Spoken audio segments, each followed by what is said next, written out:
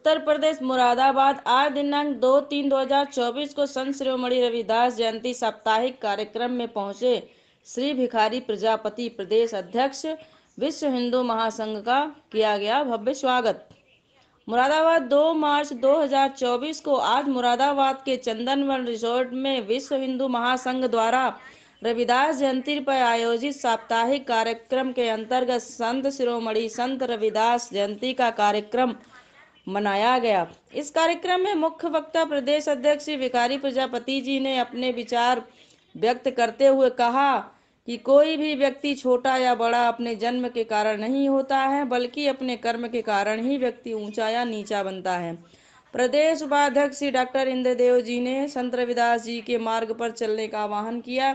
सभा की अध्यक्षता श्री प्रदीप शर्मा जी मंडल प्रभारी ने करते हुए कहा, रविदास जी ने जाति भेद के बजाय भगवान की प्राप्ति के भक्ति और प्रेम के महत्व पर जोर दिया। संचालन मीडिया प्रभारी महेश शर्मा ने किया। सभा समाप्ति के बाद सहभोग का आयोजन किया गया।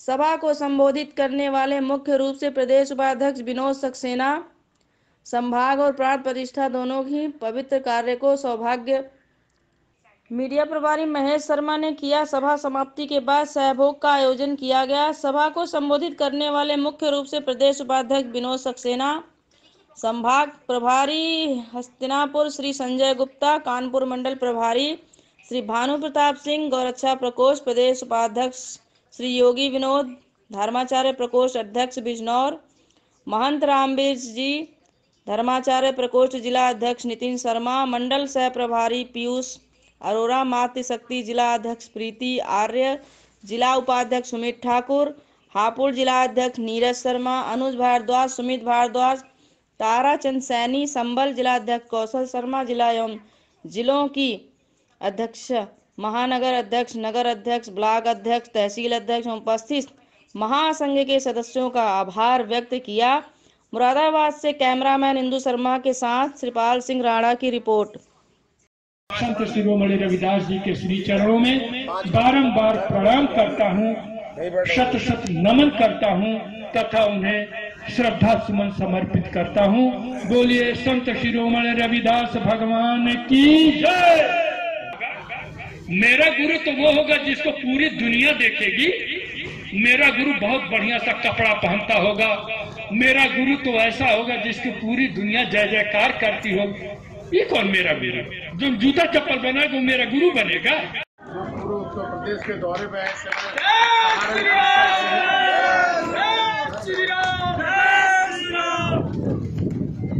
एक घंटा बोलेंगे, ये आप तैयार रहे सब। वह अपने कर्मों के द्वारा सर्वोच्च स्थान को प्राप्त कर सकता है।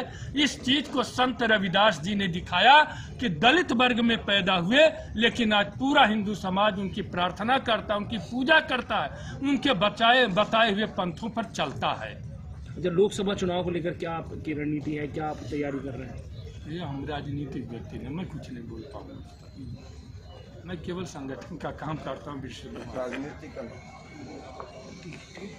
Okay sir, thank you. Moradabad की क्रांतिकारी धरती की आज के इस कार्यक्रम के अध्यक्ष परम आदरणीय श्री प्रदीप शर्मा जी, जो मुरादाबाद मंडल के हमारे प्रभारी हैं, हम जिनके नेतृत्व में संपूर्ण उत्तर प्रदेश में कार्य करते हैं, जो हमसे काफी वरिष्ठ, और रामवीर नाथ जी हमारे बीच में, हस्तिनापुर संभाग के प्रभारी आदरणीय श्री संजय गुप्त जी, जिला अध्यक्ष हापुड़ श्री नीरज शर्मा जी, श्री विष्णु रावत जी, हमारे साथी श्री राजेंद्र शर्मा जी गाजी कर रहे हैं, हमारे साथी तथा क्रांतिकारी धरती के क्रांतिकारी साथियों। आज आपके बीच में कुछ कहने का मौका मिला है। वैसे तो भी विगत वर्ष भी मैं यहाँ पर प्रदेश कार्यकारिणी के बैठक में आया था। आज मैं संत रविदास जी की जयंती के अवसर पर आपके बीच में, माता जी का नाम कलसा देवी, कर्मा देवी, उनके पिताजी का नाम संतोख दास, उनकी पत्नी स्कूल था और उसमें एक ब्राह्मण पढ़ाते थे। उन पंडित जी का नाम था शिवानंद। पंडित शिवानंद उस स्कूल में पढ़ाते थे। रैदास नहीं पढ़ने गए। तो जब ब्राह्मण शिवानंद जी ने देखा कि रैदास एक दलित का लड़का ये भी स्कूल में आया पढ़ने के लिए, कि लड़के को पढ़ाते हो इसलिए तुम स्कूल में नहीं पढ़ाओगे, स्कूल से पंडित शिवानंद को निकाल दिया गया। पंडित शिवानंद ने कहा मैं तो रैदास को पढ़ाऊंगा। उन्होंने कहा रैदास ऐसा करो तू मेरे घर आ जाया करो। रैदास घर चले गए। घर पर पंडित जी केवल 2 लोगों को पढ़ाते थे डॉक्टर साहब। एक पंडित शिवानंद जी का अपना लड़का था जो 6-7 साल का था, माननीय सक्सेना, और एक रैदास जी थे जो 6-7 साल के थे। ब्राह्मण के घर में जाकर के रैदास जी पढ़ते थे और पंडित शिवानंद जी उनको पढ़ाते थे। साथ जो रैदास का सहपाठी है पंडित जी का लड़का, वो सायंकाल होते ही मर जाता है, उसका निधन हो जाता है। पूरे गांव में कोहराम मच जाता है। ब्राह्मणों ने कहा ये अच्छा हुआ, इसको बहुत बार बेटे की मौत हो गई। जब इस बात को आकर के लोगों ने पंडित शिवानंद को कहा कि तेरे बेटे की मौत का कारण चमार रैदास को पढ़ाना है, तब शिवानंद जी से जीवन और मरण या विधि का विधान है या ईश्वर के हाथ में है। मेरा बेटा मरा, उसका उतनी ही समय तक उसका जीवन था, इसलिए कोई नहीं कह सकता कि मैं चमार के लड़के को पढ़ा रहा था इसलिए मेरे बेटे का निधन। ये बातें बंद करो। पता लगा रैदास जी अपने गुरु भाई के का अंतिम दर्शन करने के लिए आ रहे हैं। तब तक गांव के लड़के उन्हें पकड़ करके उनकी धुनाई कर दिए। कई एक तो तुमने पंडित जी के लड़के को मार डाला, दूसरा क्या पंडित जी के कुल खानदान को समाप्त कर दोगे? जा रहे उनके घर। पंडित शारदानंद को जब पता चला तो भागे भागे आए और कहे छोड़ दो इस बच्चे को, छोड़ दे इस बच्चे को, छोड़ दे, और वो पकड़ करके ले गए। रैदास आज यदि संत रविदास का जन्म ऊंची जात में हुआ होता तो मोटे मोटे ग्रंथ लिख दिए गए होते, तमाम तरह के प्रति वर्ष लोग उनकी जन्मतिथि जन्मोत्सव मनाते, लेकिन आज कोई नहीं मना रहा है। क्यों? ये जाति के कारण हुआ। लेकिन हम गोरख पीठ से चल करके आए, हम योगी आदित्यनाथ जी महाराज का संदेश लेकर के आए कि नहीं, संत रविदास एक महामानव थे, संत शिरोमणि थे, दुनिया में कोई नहीं मनाएगा, लेकिन विश्व हिंदू महासंघ संत रविदास जी की जयंती संपूर्ण उत्तर प्रदेश में मनाएगी। हम उनके आशीर्वाद से। भारत माता की। साथियों, अंधेरा छट जाएगा। सन्यासी थी, अलौकिक शक्ति थी मीराबाई के अंदर। मीराबाई ने भगवान श्री कृष्ण की मूर्ति वो हमेशा लिए रहती थी। उनके मन में आया, माननीय ताराचंद सैनी जी, उनके मन में आया कि क्यों ना मैं भी गुरुमुख हो जाऊं, किसी को गुरु मान लूं। मैं तो भगवान श्री कृष्ण की भक्त हूं, लेकिन किसी को मैं भी गुरु बना लूं।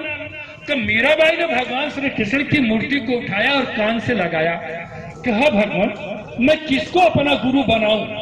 मूर्ति से आवाज आती है कि तू रैदास को अपना गुरु बना ले।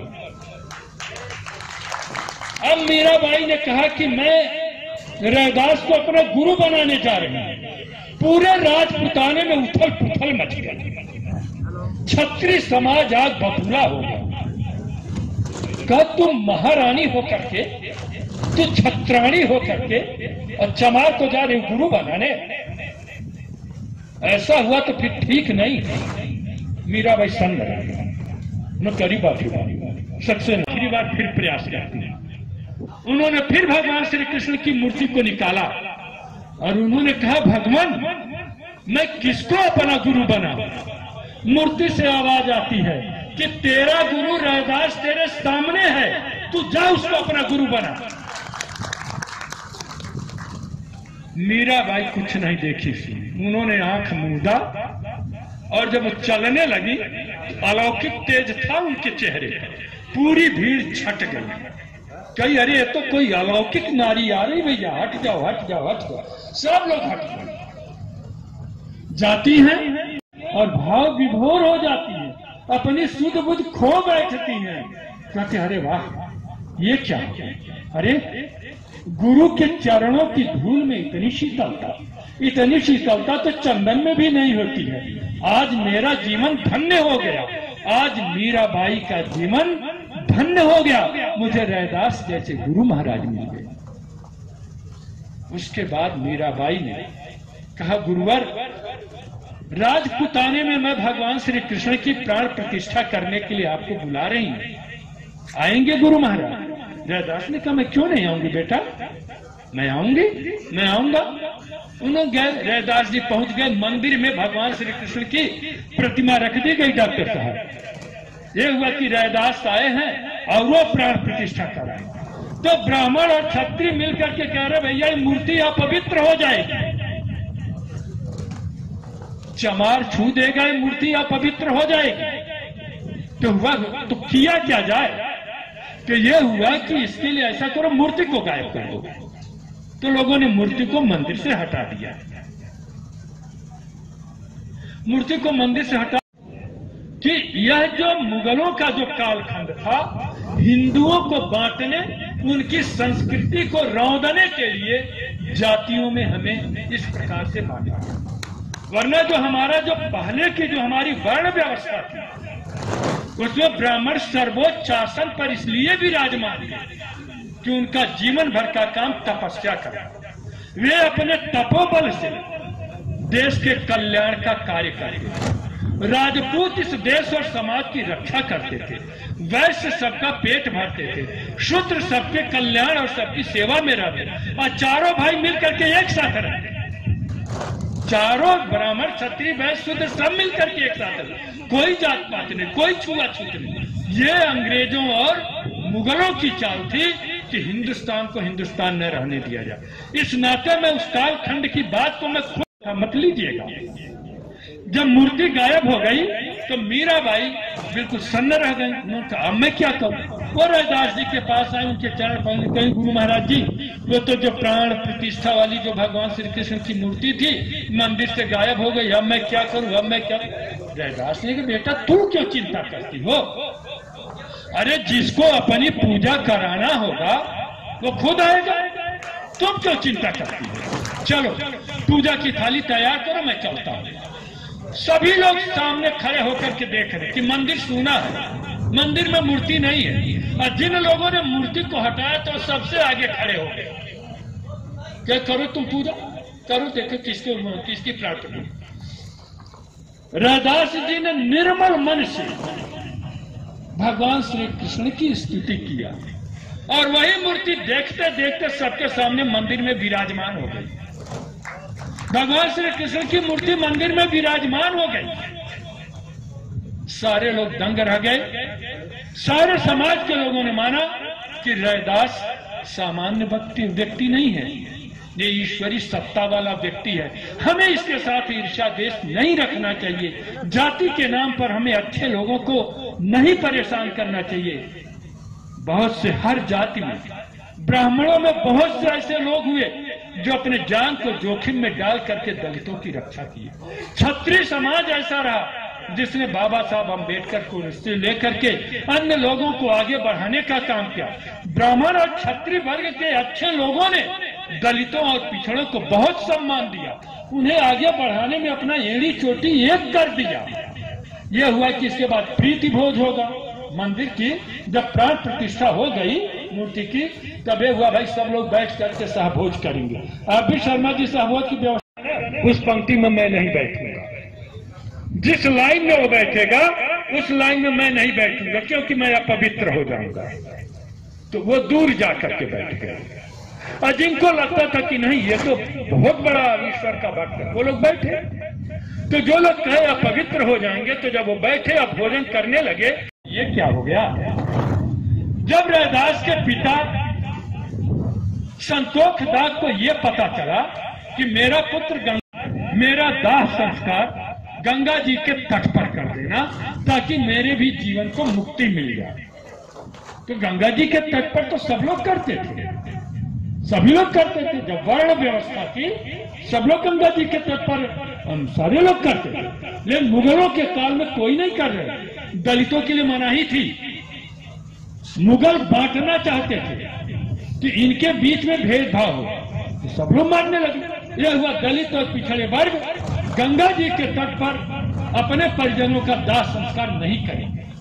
संतोष दास ने अपने बेटे से कहा, तू गंगा का बड़ा भक्त है, तू मेरा अंतिम संस्कार गंगा जी के तट पर कर देना, ताकि तेरे जैसा पूत को पा करके मेरे भी जीवन की मुक्ति मिल जाए। 4-5 साल के बाद रैदास के पिता संतोष दास की मृत्यु हो जाती है। पूरी दुनिया उमड़ पड़ती है, इसलिए नहीं उमड़ पड़ती को अपने पिता का दाह संस्कार करेंगे, यह देखने के लिए उमड़ पड़ती है राजावत जी, मंत्र विनोद नाथ जी, कि क्या यह गंगा जी के तट पर अपने पिता को लेकर के जा पाएगा। यह तमाशा देखने के लिए हजारों की संख्या में लोग चल पड़े, और थोड़ी दूर जब गंगा जी का तट रह गया तो लोगों ने आकर के रोक दिया, रोको तुम गंगा जी के तट पर अपने पिता का दाह संस्कार नहीं कर सकते, गंगा मैली हो जाएंगी, गंगा अपवित्र हो जाएंगी।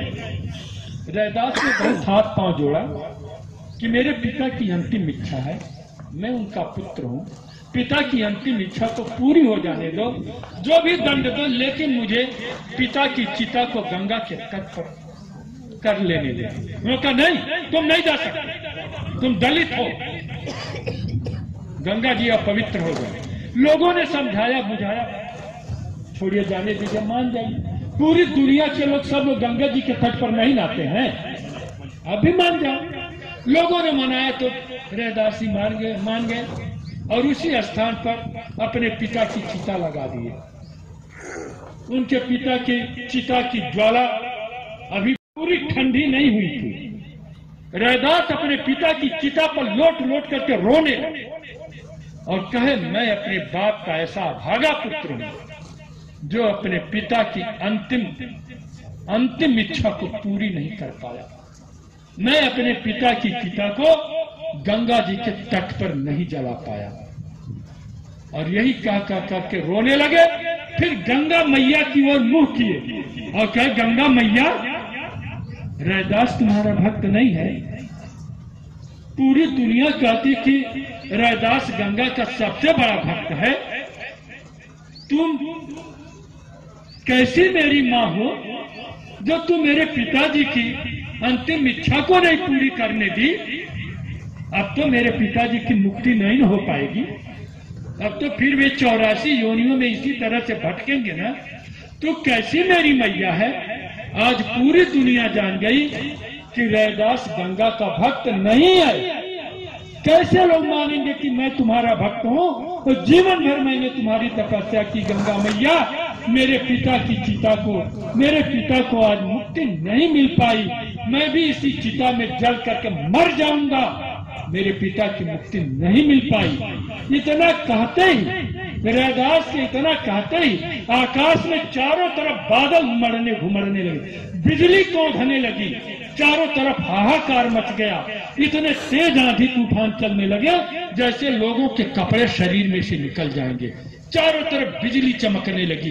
गंगा मैया की उत्ताल तरंगे अपनी बीच धारा से चहती हुई और रैदास के पिता के चिता के पास आ गई और कही कि रैदास, तू तो मेरा सबसे बड़ा भक्त है। गंगा की धारा, बीच धारा से गंगा उछलती कूदती अपनी लहरों के साथ रैदास के पिता की चिता के पास आई और कही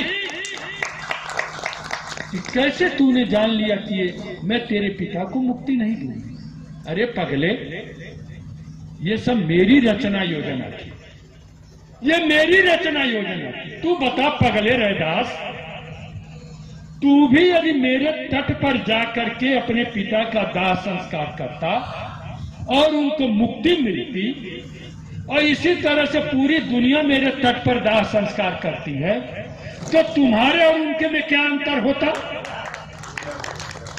तुम्हारे और उनके में क्या अंतर होता। अरे राजा भगीरथ के बाद तू ही मेरा दुनिया में आज तक सबसे बड़ा एक भक्त है। मैं तुम्हारा मान रखने के लिए, पूरी दुनिया जाने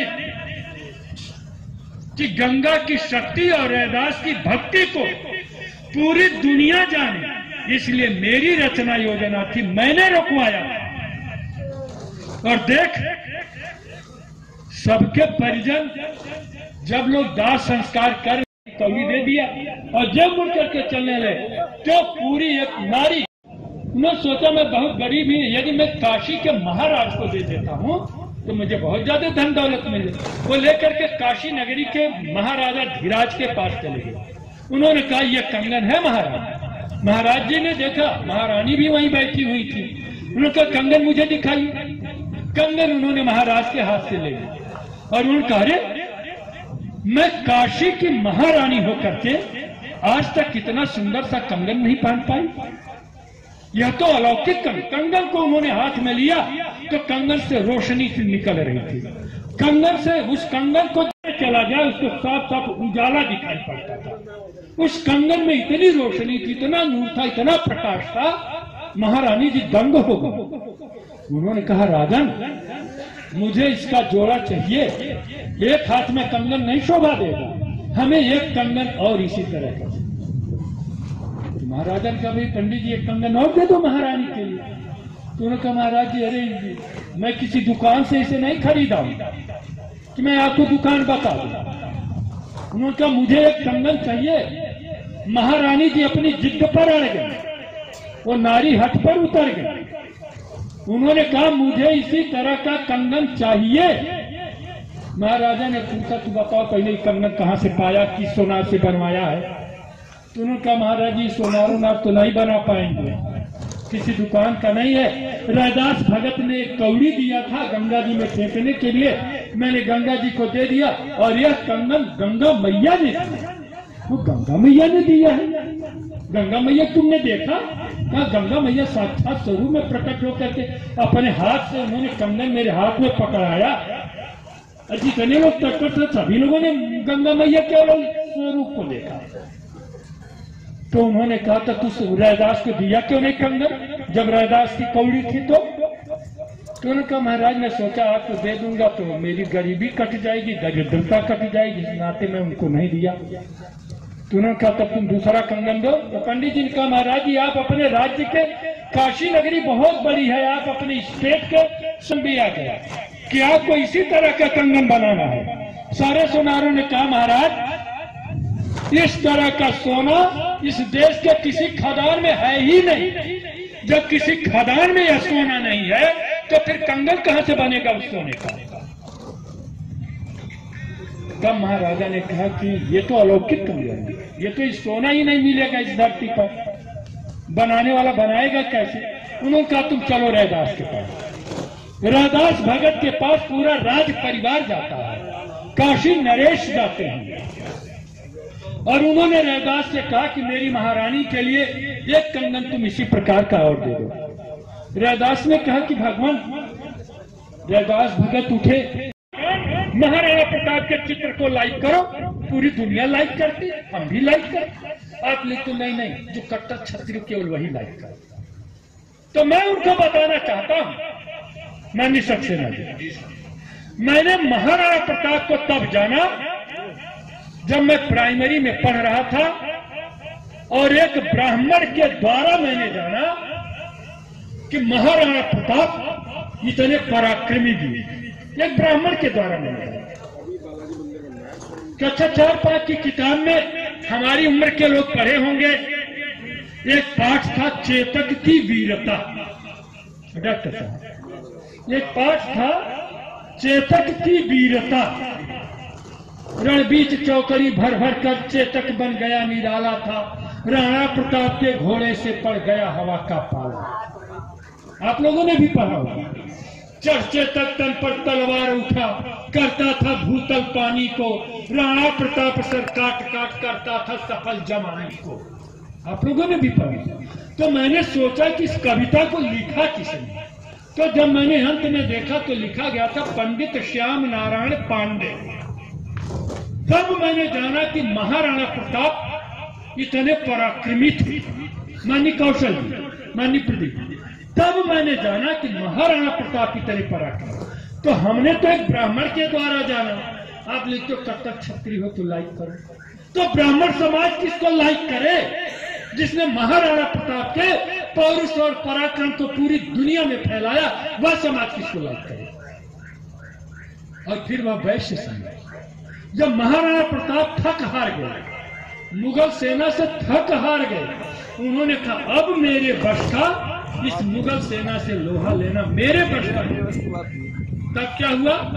वैश्य समाज का एक योद्धा भामाशाह वो गया महाराणा प्रताप के पास और कहा, महाराणा प्रताप, जब तक यह वैश्य समाज है इस धरती पर, तब तक हम हिंदुस्तान की लड़ाई को हार नहीं सकते। वैश्यों का सारा समाज, सारा जो रुपया पैसा है, यह आपका है, आप इसे लीजिए और सेना को फिर से गठित कीजिए।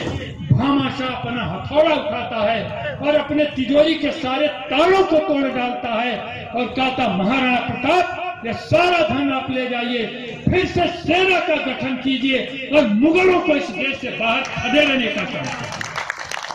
अभी मातृशक्ति जाए ना, अध्यक्ष जी का भाषण समापन होने की महाराणा प्रताप को फिर से सेना का गठन कराया और मुगलों को धूल चढ़ाया। वो वैश्य समाज किसको लाते हैं? और महाराणा प्रताप को सबसे, महाराणा प्रताप से जितनी उनकी सेना से नहीं दहशत थी, उससे ज्यादा दहशत मुगलों की सेना में महाराणा प्रताप के भाले से। मुगल सेना महाराणा प्रताप के भाले को देख करके थर थर कांपने लगी और मुगल सेना में भाले को देखकर भगदड़ मच गई। उस भाला को बनाने वाला जाति का लोहार था। उस भाला को बनाने वाला जाति का लोहार था। वो आप लिख बना रखा है कि भगवान परशुराम की जयंती आएगी तो आप लिख दोगे, परशुराम का चित्र डालोगे फेसबुक व्हाट्सएप पर और लिखोगे कि जिद्दी ब्राह्मण हो तो इस चित्र को लाइक करो। भैया मैं तो पहली बार जाना ही जिद्दी पिद्दी ब्राह्मण। अब तक तो मैं यही जानता था कि ब्राह्मण सबसे तपस्वी है, तपोबली होते हैं, तप के धनी है और ब्राह्मणों के तपोबल से इस जगत का भी कल्याण हुआ। और तब तो मैं एक तपस्वी ब्राह्मण जानता था। जिद्दी और पिद्दी ब्राह्मण कहां से आ गए भाई? और फिर क्यों जिद्दी ब्राह्मण ही लाइक करे? परशुराम हमारे भगवान, भगवान ही है, नहीं का कोई कारण नहीं था। केवल अत्याचारियों और अन्यायियों के दमन के लिए भगवान परशुराम का अवतार हुआ था। जब उन्हें यह पता चला कि अब कोई नौजवान इस कार्य को कर सकता है, भगवान परशुराम वृद्ध हो गए थे। उन्होंने कहा अब मैं अपना यह भार करता रहा, अब तुम उन अन्यायियों और अत्याचारियों का वध करोगे, इस धनुष और बाण को तुम लो। राम और परशुराम के बीच में कोई संवाद नहीं। राम और परशुराम के बीच में कोई ब्राह्मण और क्षत्रिय की लड़ाई थोड़ी है। एक वृद्ध पिता अपने नौजवान लड़के को अपना राज मुकुट पहनाता है। एक वृद्ध सत्ता, यह सत्ता का हस्तांतरण, परशुराम और राम का मिलन सत्ता का हस्तांतरण है। एक बुजुर्ग बाप अपने नौजवान बेटे को उसके सिर पर राज मुकुट रखता है और उसको धनुष बाण देता है कि अब से तुम अन्यायियों और अत्याचारियों का वध करोगे। ये राम और परशुराम की आत्मीयता है। आखिरी बात बस सब मैं कह दे रहा हूं, आखिरी बात आपको, पूरी दुनिया का सबसे बड़ा जो दहशतगर्द था वह द्वापर युग में पैदा हुआ। इतना बड़ा दहशतगर्द आज तक दुनिया में कभी पैदा ही नहीं। न त्रेता युग में पैदा हुआ, न सतयुग में पैदा हुआ और न आज तक कलयुग में कभी पैदा हुआ। वो पैदा कब हुआ? द्वापर युग। कहाँ पैदा हुआ? मथुरा वृंदावन में। रहता कहाँ था? कालीदह में। उसका नाम क्या था? कालिया नाग। उसका नाम था कालिया नाग। कालीदह में रहता था। ऊपर से जब कोई पक्षी जाता था तो सोख करके कालीदह में उसे मार डालता। जल पीने के लिए कोई जाता था वहां मार डालता। थल मार इतना बड़ा दहशतगर्द था, उसने जल मार्ग, वायु मार्ग, थल मार्ग, तीनों मार्गों को बंद कर। भगवान श्री कृष्ण गेंद खेलने के बहाने जाते हैं, जानबूझ करके गेंद को कालीदह में फेंकते हैं और फिर गेंद निकालने के बहाने वे कालीदह में कूद जाते हैं और कालिया नाग को पकड़कर उसकी नाक में नकेल डालकर कि उसकी पीठ पर चाल लात मारकर उसे। साथियों, जिस दिन यह बृहद हिंदू समाज आज के योगेश्वर योगी आदित्यनाथ जी महाराज के नेतृत्व में एकजुट हो जाएगा, उस दिन आज के योगेश्वर योगी आदित्यनाथ जी महाराज जी ऐसे दहशत गर्दों को पकड़ कर उनकी नाक में नकेल डालकर उनकी पीठ पर चाल लात मारकर उन्हें इस देश और दुनिया से बाहर खदेड़ने का काम करेंगे। अभी उन्होंने लाखों के बीच में कहा कि भगवान श्री राम तो अपने भवन में विराजमान हो गए, नंदी बाबा कब तक इंतजार करें, और फिर भला कृष्ण कन्हैया कहाँ मानने वाले। कोई शासक ऐसा नहीं बोल सकता, उसको अपने वोट का डर होता है। वो कहता भारत पंथ निरपेक्ष है, भारत धर्म निरपेक्ष है, हम राम का नाम नहीं लेते। उन्होंने डंके की चोट पर कहा कि प्रभु श्री राम अपने महल में विराजमान हो गए, आखिर नंदी बाबा कब तक इंतजार करेंगे, और फिर भला कृष्ण कन्हैया कहाँ मानने वाले। उनके आशय को हमें समझना चाहिए। जब मैं कहता हूँ कि विश्व हिंदू महासंघ महाराज जी के लिए ढाल बन करके खड़ा, तो यही ढाल है। महाराज जी के मुखार बिंद से जो शब्द निकलते हैं हमें उसे ढाल बना लेनी चाहिए। जय श्री राम, जय श्री राम। हमने पूजा वाल्मीकि ऋषि और रैदास कबीरा को, राजभवन को छोड़ चली आई मतवाली मीरा को। हमने किसको नहीं पूछा, हमने किसको सम्मान नहीं दिया। अब मुझे जितना कहना था मैंने काफी समय ले लिया, डॉक्टर साहब का भी मैंने थोड़ा समय लिया और लोगों का भी समय लिया। मैं केवल आभार व्यक्त कर देता हूं। हम जिनके नेतृत्व में काम करते हैं, प्रदेश के उपाध्यक्ष माननीय विनोद कुमार सक्सेना जी, हम जिनके नेतृत्व में कार्य करते, अंकित शर्मा जी जिला प्रभारी, श्री अंकित शर्मा जी बैठे हैं जी, हमारे के जिलाध्यक्ष हैं, श्री लव कुमार जी यहाँ के बिजनौर के हमारे माननीय जिलाध्यक्ष जी हैं। आप सबको मैं धन्यवाद देता हूं। और विश्व हिंदू महासंघ मातृशक्ति की उत्तर प्रदेश की उपाध्यक्ष माननीय प्रीति आर्य जी, जो लंबे समय से जिन्होंने संपूर्ण उत्तर प्रदेश में मातृशक्ति का गठन किया, एक बैनर भी लगाया। गीता ठाकुर जिला प्रभारी जी को भी मैं बहुत बहुत धन्यवाद देता हूं। काफी संख्या में मातृशक्ति आई। मातृशक्ति का सम्मेलन 9-10 मार्च को अयोध्या धाम में होने जा रहा है। मेन बॉडी और प्रकोष्ठों के सभी लोगों को मिलजुल करके इस मातृशक्ति के सम्मेलन के लिए अपना आर्थिक सहयोग करना चाहिए, सबको करना चाहिए। हम सब लोग एक ही परिवार के हैं। आप सब लोगों ने मेरे भीषण भाषण को बहुत देरी से सुना, शांतिपूर्वक सुना। आप सब लोगों को बहुत बहुत धन्यवाद। जय हिंद, जय भारत, जय पूज्य योगी आदित्यनाथ जी महाराज जी। आज मैं विश्व हिंदू महासंघ उत्तर प्रदेश इकाई की ओर से तथा पूज्य चरण योगी आदित्यनाथ जी महाराज जी की ओर से संत रविदास ईमानदार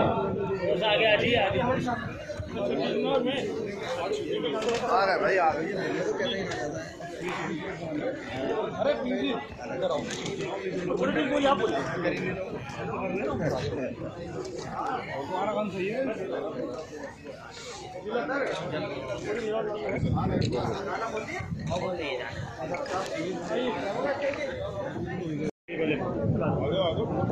गौरक्षा प्रकोष्ठ से आए हमारे जो भी महानुभाव पदाधिकारी हैं पूरे मंडल से, वो अभी कोई स्थान अपना छोड़ेंगे नहीं। सभी का सम्मान होगा और सभी यही प्रांगण में बैठे रहेंगे।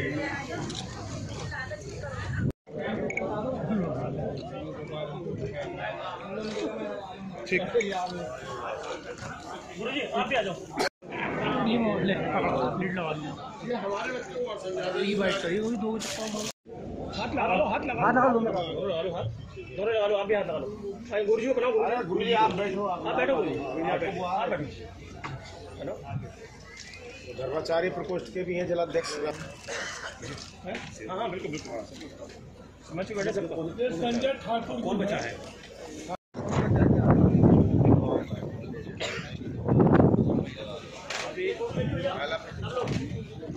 हाँ इसका करेंगे नहीं, अभी बीच में बैठे ना महाराज जी को क्या नाम है, शिवचरण प्रजापति जी का, श्री शिवचरण प्रजापति साहब का। अब मैं प्रदीप शर्मा मुरादाबाद मेरठ मंडल प्रभारी।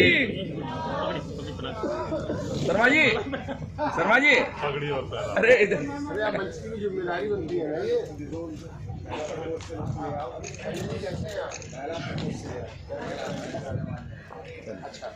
मातृशक्ति से जिला अध्यक्ष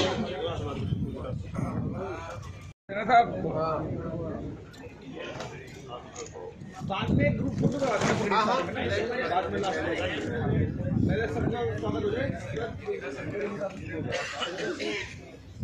मंडल मीडिया प्रभारी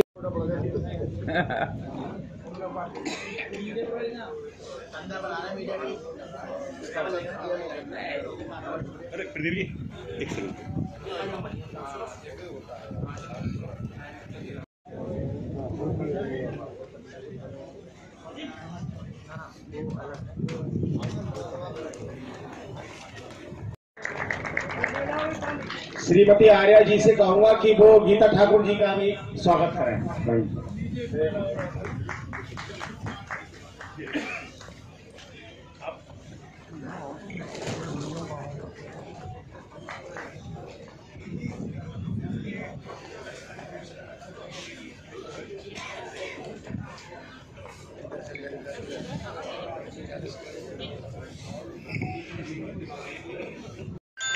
महानगर अध्यक्ष मुरादाबाद श्री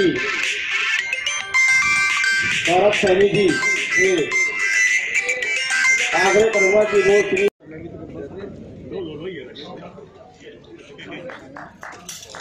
अपना अपना स्थान ग्रहण करते रहे भैया।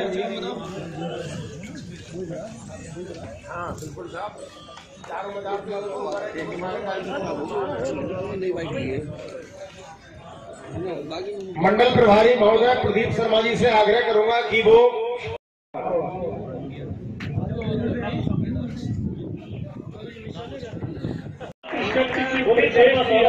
श्रीमती संतोष मिश्र जी और महामंत्री हैं श्रीमती रेखा श्रीवास्तव, दिन रात मेहनत कर रहे हैं हमारे मीडिया प्रभारी। इसलिए सभी मातृशक्ति से मेरा निवेदन है। अरे प्रदीप जी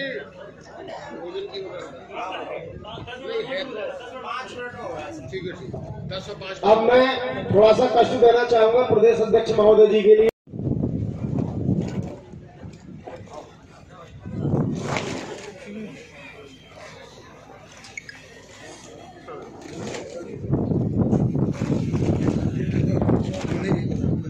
रामपुर जिला अध्यक्ष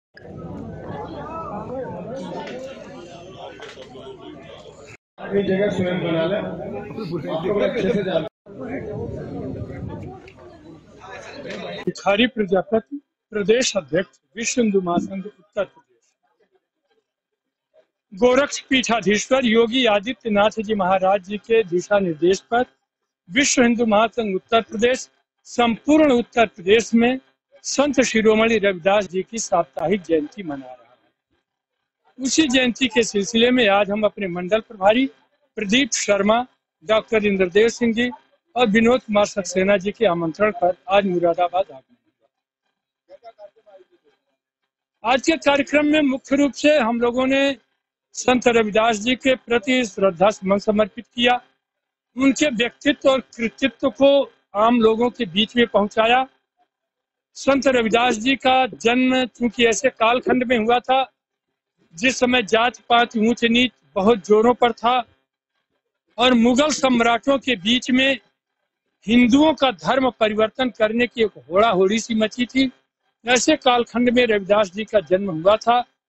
आज हम लोग उन सब चीजों को लोगों के सामने रखे और इस प्रकार का प्रयास किए कि अब पुनः इस प्रकार की बातें जात पात के नाम पर न होनी चाहिए। संत रविदास जी के जीवन से हम सभी लोग प्रेरणा लेंगे और बृहद हिंदू समाज एकजुट होकर लोक सन्यासी योगी आदित्यनाथ जी के नेतृत्व में भारत को हिंदू राष्ट्र बनाने का कार्य करेगा।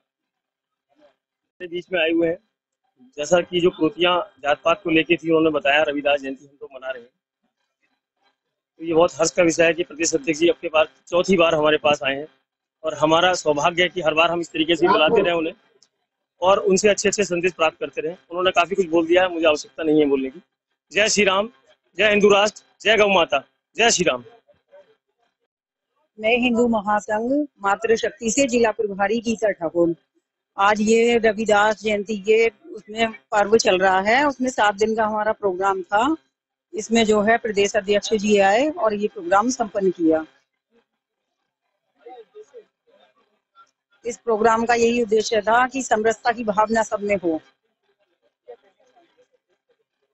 संदेश वही है कि छुआछूत ये मिटाएं और सभी लोग जो है प्रेम भाव से रहें। मेरा नाम प्रीति आर्य, जिला अध्यक्ष विश्व हिंदू आज संत रविदास जयंती के उपलक्ष्य में एक हमारा सम्मेलन हुआ है। उसमें हम लोग सब एकत्रित हुए हैं और हमारे जो है प्रदेश अध्यक्ष जी यहाँ पर आए हैं और जगह जगह हमारे सभी जिलों में इन्होंने प्रोग्राम किया है। सर, संदेश में यही देना चाहूंगी कि हम सभी लोगों को जाति पाति से हटाकर सबको एकजुट होकर इकट्ठा होना चाहिए, संगठित होकर रहना चाहिए। हम सब हिंदू हैं, हिंदू बनकर रहना चाहिए, कोई जाति पाति का कोई भेदभाव नहीं होना चाहिए। मेरा नाम साधना बिश्नोई।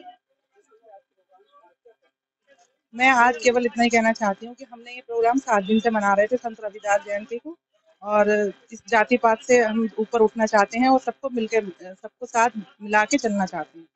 हमारा यही उद्देश्य है। हिंदू विश्व हिंदू महासंघ का भी उद्देश्य यही है कि हम हिंदू बने, जाति पात में ना बटे।